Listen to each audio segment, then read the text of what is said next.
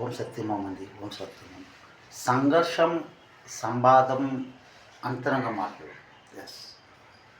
సంఘర్షం అంటే సముద్రం, సాగరం, అమ్మ గంగమ్మ తల్లి. సముద్రం, సంఘర్షం దాని అర్థము. సంబంధం అంటే నీకు నాకు సంబంధం, మనసుతో సంబంధం. అది అక్కడ వచ్చాయి. అంతరంగ మాటలు అంటే మనసులో ఉన్న అంతరంగ మాటలు. కొందరు మాటలు దాచుకుంటారు అన్నమాట. ఇది అంతరంగ మాటలు. ఆ అంతరంగ మాటలో స్వర్గంలో ఉన్న మాటలు. అదే ఆనందలోకం, అదే పరలోకం. ఆనందలోకం, స్వర్గలోకం, పరలోకం ఈ మూడు ఒకటే. శాంతి సేవ అనేది రూపదర్శనం. ఎస్, ఈ మూడు అన్నమాట. 2, 3.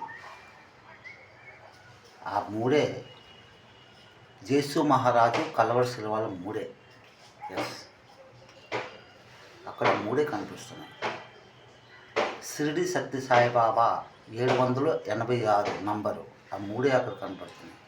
దానికి మనం ప్లస్ చేయండి. 7 + 8 + 6 = 21 ఆన్సర్. 21 ఆన్సర్కి 2 + 1 = 3 అక్కడ వస్తుందండి.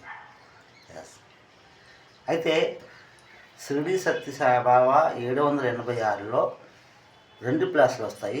2 + 1 = 3. అక్కడో ప్లస్ వస్తుంది. అక్కడ 3 కలవరి సిలువలు కనబడుతున్నాయి లేదండి?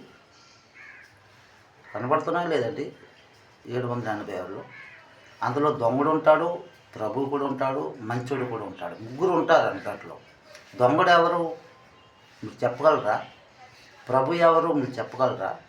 అందులో మంచివాడు ఎవరు మీరు చెప్పగలరా? అంటే ఈ మూడు కూడా ఈ సంఘర్షం, సంవాదం, అంతరంగ మాటలలో లోపల నుండి మనము వెళ్తూనే ఉన్నాం.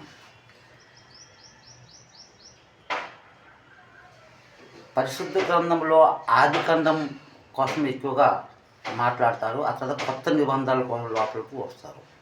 కొత్త నిబంధనలు కూడా చెప్తారు, ఆది కాండం కోసం చెప్తారు. ఆది కాండం అంటే అది ఆది కాళీమాత, అది శక్తి. అది ఆది కాండం. ఇది కలియుగం కథమైంది. మనం హోం సత్యయుగంలో వచ్చాం కాబట్టి మనం ఇప్పుడు హోం సత్యమే మాట్లాడుకుంటూ ముందుకెళ్ళాలి. హిందువైనా, ముస్లిం అయినా, క్రిస్టియన్ అయినా, సిక్ అయినా 4 మతాలకి 9 అంకెల అంకితమ్మ అమ్మ కనకదుర్గమ్మ 9 రూపాయల దర్శనంతో మనసుతో మీతో మాట్లాడుతుంది.